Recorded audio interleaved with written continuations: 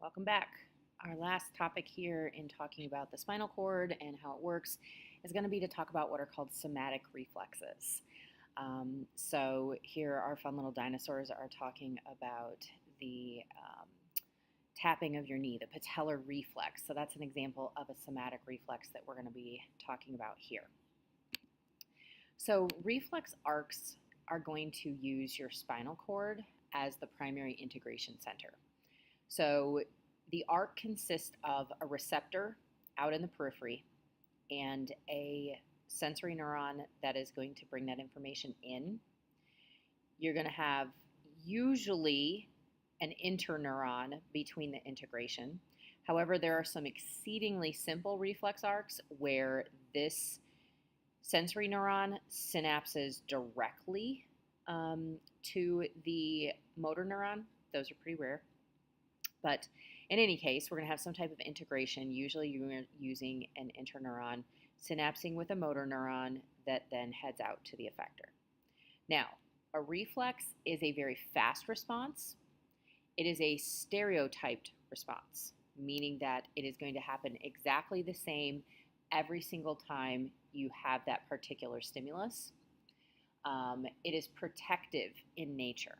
So our reflexes, our spinal reflexes, are designed to keep us from either injuring our tissues or further injuring our tissues. So let's take a look at a couple of them. So everybody's gone to the doctor and had the whole rubber mallet on your knee, okay? So this reflex does not exist to see if your foot kicks out in response to a rubber mallet. It's protective. So this reflex is designed to keep you from getting taken out at your knees. So let's think about this for a second.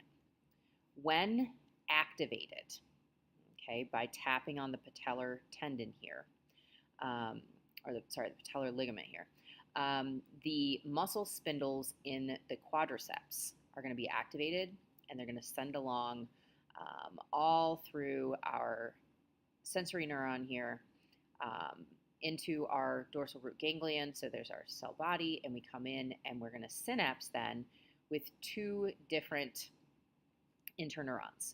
One of them is a direct synapse to the quadriceps, and that is going to excite them.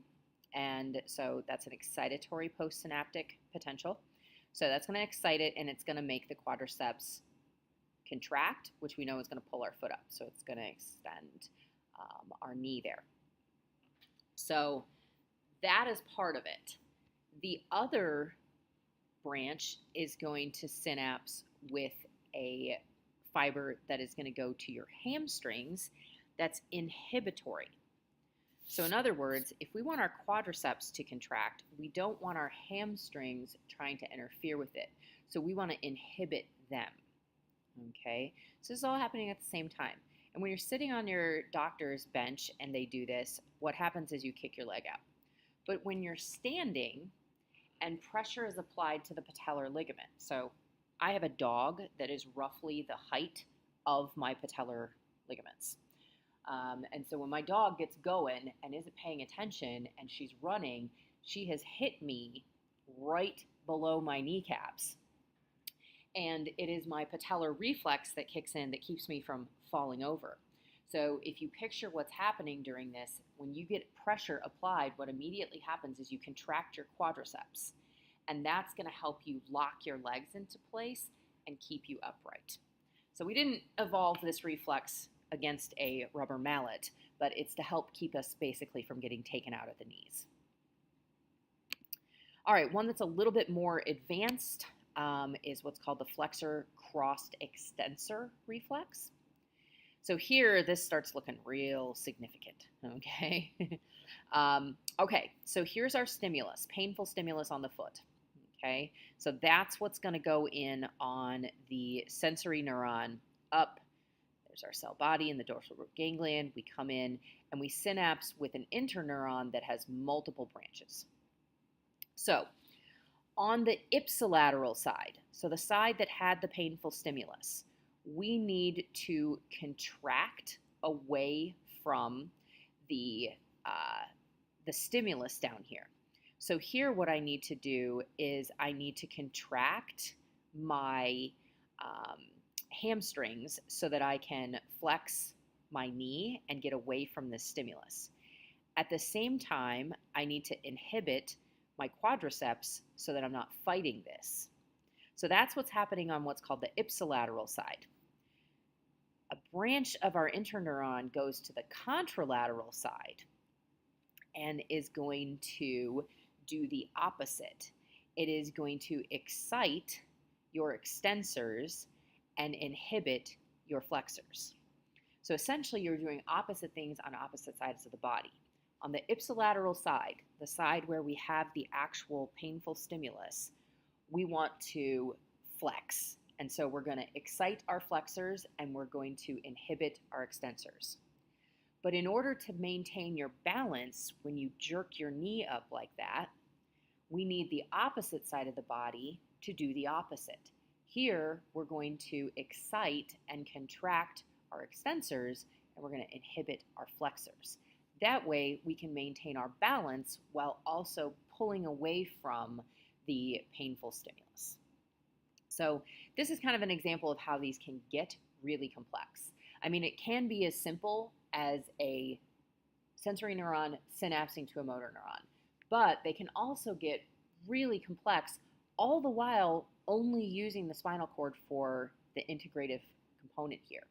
Now, does this information eventually travel up to the brain? Sure. You have memory of things. I remember that my dog hit me and sent me flying. Okay, so that information does hit my brain, but by the time it's up there hitting my brain, I've already contracted my quadriceps and I'm holding steady. If you go to put your hand down on something hot, by the time that you have said, oh wait, this is hot, you've already pulled your hand back. That's because of the spinal reflex. So that movement is generated by the spinal reflex, and it's a lot faster than if the brain had to be involved immediately. So that kind of goes into this concept that these are protective. They are there to protect you. All right, we also have some receptors out in muscles and tendons that are going to play into these. So I thought we'd take a look at them. So the first is what's called a muscle spindle fiber. So we have actual receptors that are kind of wrapped around our muscle fibers that are connected to these sensory neurons. And what happens is as these fibers are stretched and contracted and things like that, it's sending information in to the central nervous system to determine if you're falling over or something along those lines. So these are really important in your sense of balance, or what's known as proprioception, okay? And then in tendons, we have what's called the tendon organ. So now we're not talking about the muscle, we're talking about the tendon. I think I mentioned in the muscle chapter that we have enough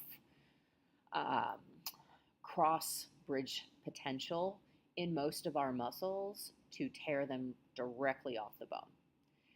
So there's got to be something that kind of stops us from doing that, and the tendon organ is going to be part of that.